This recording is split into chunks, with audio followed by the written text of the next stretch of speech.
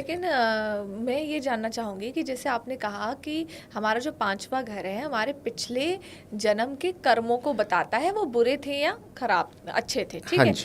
अब मैं ये समझना चाहूँगी कि बहुत से ऐसे लोग होते हैं जो कहते हैं जो पिछले जन्म में आपके कर्म हैं, उन कर्मों में अगर कुछ बुरे कर्म हैं, गलत कर्म हैं, तो इस जन्म में उनको सुधार के आप अपना भविष्य जो है वो सुधार सकते हैं। बिल्कुल अब सही मुझे कहते हैं। हाँ, अब मुझे ये समझना है कि मेरे पिछले जन्म में कर्म क्या थे, इसे मैं कैसे समझूं। देखिए, ऐसा है, जो आपका हॉरोस्कोप है, हाँ हाँ।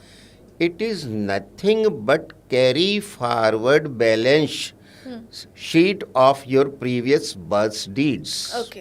हाँ आपके पिछले जन्मों के कर्मों का लेखा जोखा है। हाँ हाँ जो पूरी कुंडली जो आपकी है। हाँ और आपने गीता पढ़ी हो तो भगवान कृष्ण जब अर्जुन को उपदेश देते हैं, हाँ कहते हैं, हे अर्जुन, तुम्हें याद नहीं है हमारे कितने जन्म हो चुके हैं, ये पहला नहीं है, सही है। अब हमारे हजारों जन्म हो चुके हैं, मुझे वो याद हैं। हाँ। तो भगवान है, हाँ तुम्हें वो याद नहीं है। नहीं।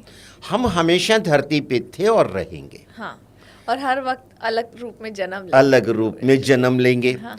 तो अब ये गीता का कितना ऑथेंटिक स्टेटमेंट है भगवान कृष्ण के द्वारा दिया हाँ, हुआ। हाँ, हाँ। ये हमारा पहला जन्म नहीं है, हाँ। हम आज पहली बार नहीं मिल रहे हैं, हो सकते पिछले जन्मों में भी हम किसी ना किसी रूप में संपर्क में आते रहे हों।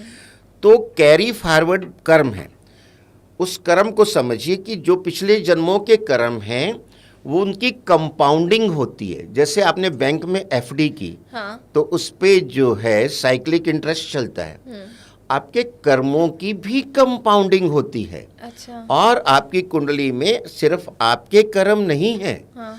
आपके लोग जो कनेक्टेड थे आपके परिवार के, हाँ। माता पिता, दादा दादी, नाना नानी, हाँ। क्योंकि जब पिताजी जाते हैं तो उसकी संपत्ति किसको मिलती है? हाँ, उनकी अपने संतान को। हाँ। तो उनके जो कर्म फल हैं, हाँ। कुछ हद तक वो भी ट्रांसफर होते हैं, क्योंकि आप वारिस सिर्फ धन के नहीं हैं, हाँ, हाँ। उनके कर्मों के भी हैं। अच्छा। अगर उनके कर्मों का कोई लेना देना बाकी है तो आपको चुकता करना पड़ेगा अपने पूर्वजों का। अच्छा। वो उसकी भी कंपाउंडिंग होती है। जैसे मैं बताता हूँ, भगवान श्री राम को तो राजगद्दी मिलनी थी, हाँ। डिक्लेयर हो गया था, वो सबसे बड़े राजकुमार थे तो वो राजा बनेंगे। हाँ। उनको मिला वनवास। हाँ। अब उसमें उनकी क्या गलती थी? हाँ। देखिए, तो उनके पिताजी ने, हाँ, पिताजी ने श्रवण कुमार को हिरन समझ के अंधेरे में मार तीर दिया था। चलाया, वो हाँ। मर गया। हाँ। अब वो मर गया तो उसके वो जब पास में गए तो उन्हें देखा मैंने तो किसी इंसान को मार दिया है। और उन्हें और श्राप देखा दिया कि गया। थोड़ी दूर पे उनके माता पिता हैं जो कि अंधे हैं। अंधे हैं। तो उनको कैसे बताएं? उन्होंने देखा ये तो बड़ा पाप हो गया, मेरे से अनजाने में हो गया। मैंने तो ये समझा था हिरन की आवाज है, पानी पीने आया है। तो उन्होंने उनसे क्षमा भी मांगी, उनको एश्योर किया मैं अपने राजमहल में रखूंगा, मैं सेवा करूंगा। हाँ। पर वो नहीं माने, इतने दुखी और पीड़ित हुए कि उन्होंने उसको श्राप दे दिया कि पुत्र वियोग में तड़प तड़प के मर मरोगे। जाओगे। हाँ। अब इसमें भगवान श्री राम का कोई दोष नहीं था। सच है। तभी मैं कह रहा हूं पूर्वजों के कर्म कैसे कंपाउंड होते हैं। हाँ। ये कर्म तो इंस्टेंटली अफेक्ट दे गया। हाँ। इंस्टेंटली। हाँ। उसी समय, उसी पीरियड में कि उसकी सजा भगवान श्री राम को मिली कि वो बाहर जाएंगे तो ये तड़प के मरेंगे। हाँ। तो उनको वनवास हो गया। और कैसे मंथरा ने कैकेयी के दिमाग में डाला, तो ये सारी रचना वहीं से होती लेखा-जोखा है। हम ये कह सकते हैं। हाँ जी। पहले का लेखा जोखा है। और हम जो भोग रहे हैं ये पहले की लेखा जोखा भी बहुत है, अपना भी है। हाँ। और इस तरह से हमारे पूर्वजों का भी है। हाँ। और उसकी कंपाउंडिंग हुई हुई है। हाँ। तो पांचवा घर भी बताता है। मान लीजिए पांचवें घर में राहु बैठा है आपके, ये तो पक्का घर गुरु का है।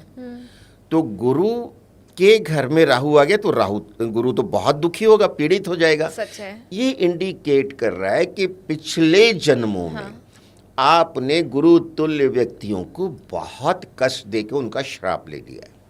अच्छा। या कुंडली में शनि और राहु इकट्ठे आ गए। हाँ। हाँ। ये जबरदस्त पितृदोष है। हाँ। राहु आपके पूर्वजों को भी इंडिकेट करता है। हाँ। और शनि जो है कर्म फलदाता है। हाँ। यानी उनके कर्म आपके पास आ गए हैं, वो लेना देना आपको चुकता करना है। अब सूर्य है, हाँ। ग्रह मंडल का राजा है। हाँ। हाँ। जो भी प्रेजेंट सेटअप है उसका मुखिया है। तो आज आपके घर में आपके पिताजी फैमिली के हेड हैं। तो उस समय में जो हमारे पूर्वज रहे, दादा परदादा दादा, वो अपनी परिवार के मुखिया थे, हेड थे, यानी सूरज थे। उनके साथ राहु आ गया। राहु और सूर्य शत्रु है, मतलब सूर्य को राहु ग्रहण लगाता है, यानी ग्रहण लगा, उनके पूर्वजों का कोई आपका जो दुष्कर्म है वो आ गया, आपको उसका चुकता करना है। या शनि और सूर्य इकट्ठे आ गए कुंडली में, पिता पुत्र होने के बावजूद भी शत्रु हैं, विपरीत है नेचर। पूर्वजों का जो है, आप में शनि उनके कर्म, सूर्य आपके पूर्वज, और उनके कर्म आ गए कि कुछ गड़बड़ है।